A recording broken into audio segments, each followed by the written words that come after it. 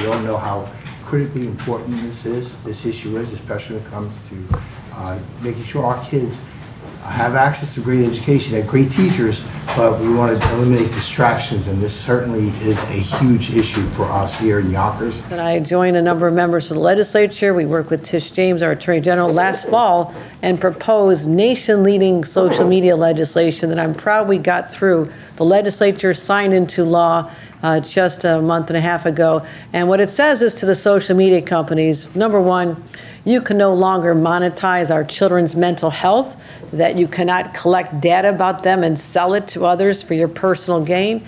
But also, you're not allowed to be able to bombard these young people with messages that they have not asked for. They can still go to social media sites, but to have this all day long, a stream of content intentionally bringing them in, to hold them captive and not release them, whether it's during the school days or after hours or in the middle of the night. And we have to stop that, and that's exactly what we're doing. And the legislation was passed, signed into law, and now the regulations are being developed. So why are we here today? The reason that the young people are so addictive and cannot let the phones down or these feeds down is that they have the phone, they have the vehicle. They say 13 to 17-year-olds, 95% of them have access to a cell phone. And they're not putting it down when it comes to school time. School districts are struggling. Some have already taken some bold measures. I want to hear about that. I want to know what those have done. And I've heard this around the state.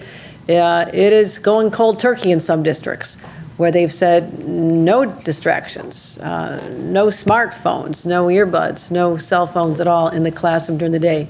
And the results have been profound. But I want to hear from you what you're seeing in your districts about how we should be shaping policy with one objective in mind, is that let our children be children, let them learn in a classroom, let our teachers be able to have the attention that they've been denied for a long time with children that are distracted, and let the parents get their children back, the carefree young ages that they should have had, but now, or children they should have had, and now kids are not even able to look up at the dinner table and make eye contact because it's had an effect on their social and personal development when they're not interacting with students during the day or friends after school in person, and that's the big difference. That we, the grown-ups, are as guilty as our children.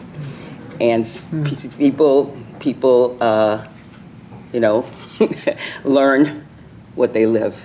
So as we continue to talk about what to do about them, we who are addicted around the table and beyond have to take a look at what we're modeling as well.